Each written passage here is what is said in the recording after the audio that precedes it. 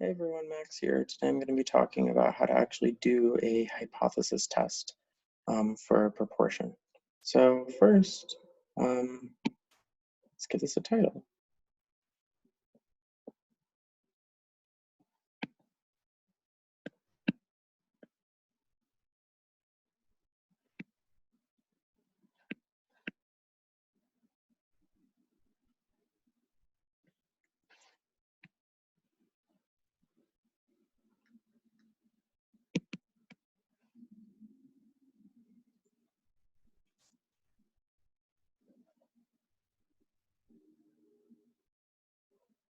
Okay, and so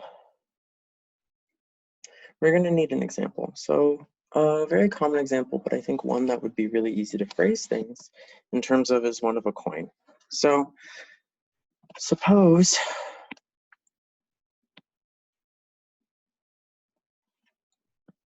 we flip a coin 100 times.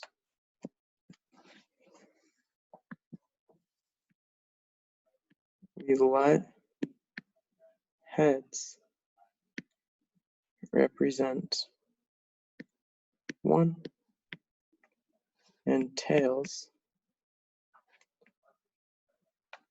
represent 0. We record 53 heads.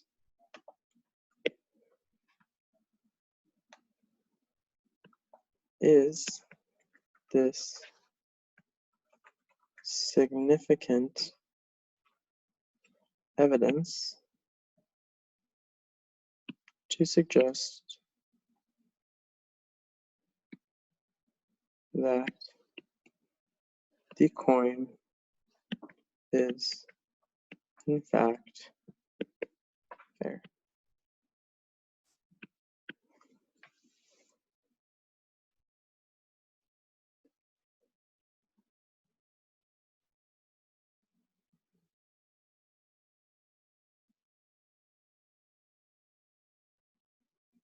Okay, so what we want to think about now is how we're actually going to start phrasing our hypothesis, our null hypotheses, okay?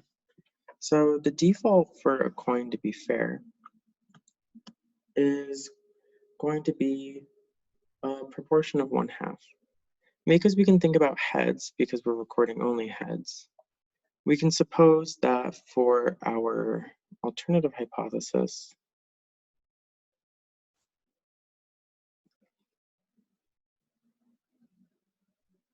we can propose for our alternative hypothesis that the coin is not fair, okay?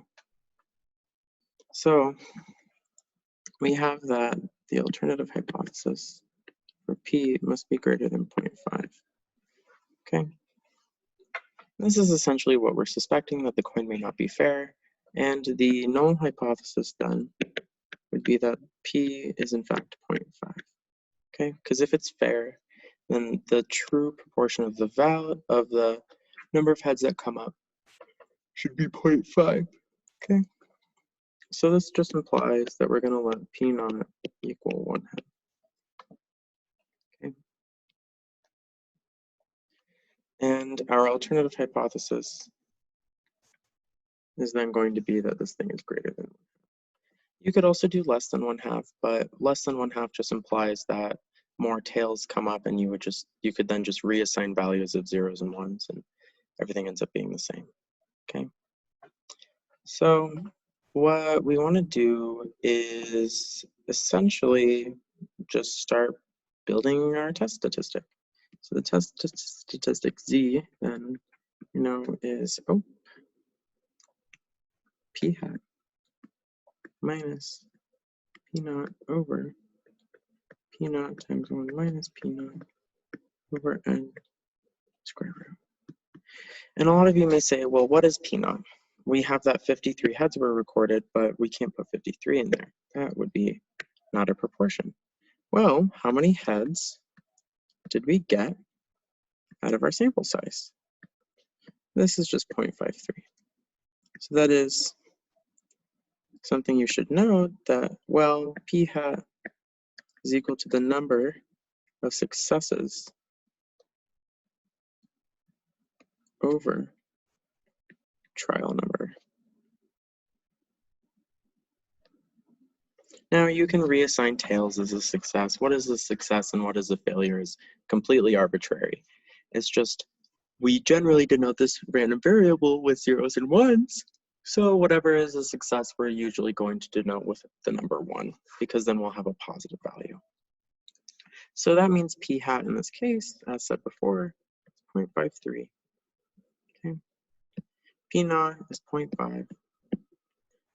P naught then is 0.5 times 0.5 over 100 square root. And then you carry about a one-sided z-test as usual, and then as in the previous lectures. So the rest of this problem should actually be fairly routine. And I think you find that you end up with a large enough p-value that you fail to reject the null hypothesis, because our null hypothesis was essentially that the coin would be fair.